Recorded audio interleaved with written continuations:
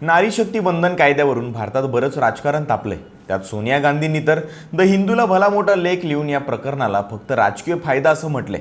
बरं, इथपर्यंत सगळं ठीक होतं, पण आता विषय असा झालाय की एकीकडे काँग्रेसच्या सोनिया गांधी विरोधातलं विधान करतात आणि दुसरीकडे शिवसेनेच्या किशोरी पेडणेकर आणि प्रियंका चतुर्वेदी यांनी चित्रा वाघ यांची भेट घेतली आहे। केंद्र सरकारच्या नारी शक्ती अभियानाला त्यांनी पाठिंबा दिलाय। एरवी एकमेकांच्या कट्टर विरोधी असणाऱ्या पेडणेकरांनी तर चित्रा वाघ यांना कडकडून मिठी सुद्धा मारली। त्यामुळे एकीकडे सोनिया गांधींचा विरोध आणि दुसरीकडे ठाकरेंच्या शिवसेनेचा पाठिंबा। मग असा प्रश्न पडतो की महिला आरक्षणाच्या मुद्द्यावरून महाविकास आघाडीमध्ये फूट पडणार का? उद्धव ठाकरे आणि भाजप पुन्हा जवळ येणार का? जाणून घेऊयात आजच्या व्हिडिओमधून। नमस्कार, मी शुभम गोरे आणि तुम्ही पाहताय लगाव बत्ती। सोनिया गांधी आणि भाजपमधील वादात पडण्याआधी नारी शक्ती वंदन कायदा काय आहे ते पाहूया। सोप्या भाषेत सांगायचं झालं तर हे विधेयक लोकसभेमध्ये आणि राज्यांच्या विधानसभांमध्ये महिलांसाठी 33 जागा आरक्षित करण्याची तरतूद करतं। त्यात आता नव्या जनगणनेनुसार लोकसभा आणि विधानसभेच्या जागाही वाढणार आहेत। जर लोकसभेमध्ये 543 जागा असतील तर ती संख्या वाढून 816 होण्याची शक्यता आहे आणि त्यानुसार 272 जागा या महिला खासदारांसाठी राखीव ठेवण्यात येणार असल्याची सुद्धा शक्यता आहे। महत्त्वाचं म्हणजे हे आरक्षण SC आणि ST प्रवर्गातील महिलांसाठी सुद्धा लागू असेल। गेल्या 27 वर्षांपासून हे विधेयक संसदेमध्ये लटकलेलं होतं। कधी गोंधळामुळे तर कधी राजकीय मतभेदांमुळे ते कधीच मंजूर होऊ शकलं नव्हतं, पण भाजपने घटनेमध्ये 106वी घटना दुरुस्ती करून हे विधेयक मंजूर केलं। याच कायद्याच्या अंमलबजावणीसाठी 16 एप्रिल 2026ला संसदेचं विशेष अधिवेशन बोलावलं जाणार आहे। त्यामुळे जर महिलांना 33% आरक्षण मिळतंय तर चांगलीच गोष्ट असणार आहे ना, असं आपल्याला वाटतंय। पण मग सोनिया गांधींनी द हिंदूमध्ये लेख लिहून याला राजकीय स्टंट असं का म्हटलं असेल? तर त्यांचं असं म्हणणं आहे की सरकारने कायदा तर 2023 सालीच मंजूर केलाय, तर त्याची अंमलबजावणी करायला 30 महिने का थांबले?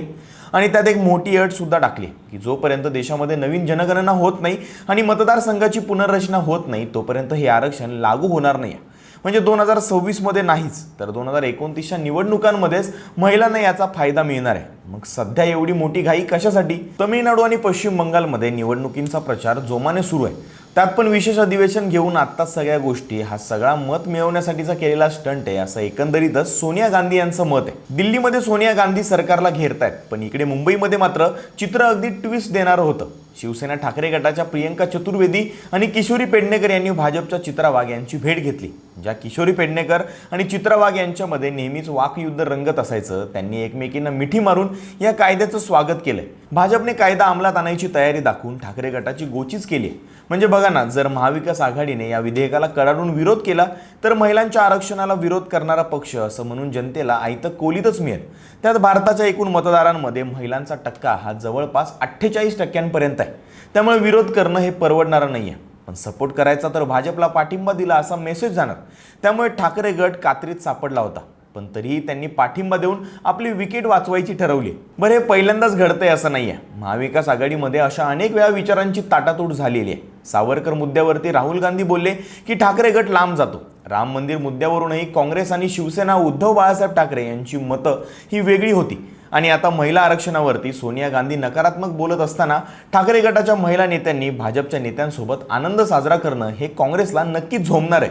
यामुळे भविष्यात महाविकास आघाडीच्या युतीमध्ये तणाव निर्माण होण्याची शक्यता ही नाकारता येत नाही, कारण किशोरी पेडणेकर आणि प्रियंका चतुर्वेदी यांचं चित्रा वाघ यांना भेटणं हेच दाखवतं की आम्ही शिवसेनेच्या नेत्या म्हणून काँग्रेसशी सहमत नाहीये। भाजपने मात्र या सर्व प्रकरणांमध्ये आपलं इप्सित साध्य केलंय। महिला मतदारांना आपल्याकडे वळवणं आणि तमिळनाडू आणि पश्चिम बंगालची निवडणूक जोमाने लढणं यासाठी त्यांना या कायद्याच्या मुद्द्याचा नक्कीच परिणाम होणार आहे, हे नक्की। बाकी या सगळ्या प्रकरणाबद्दल तुमचं काय मत आहे?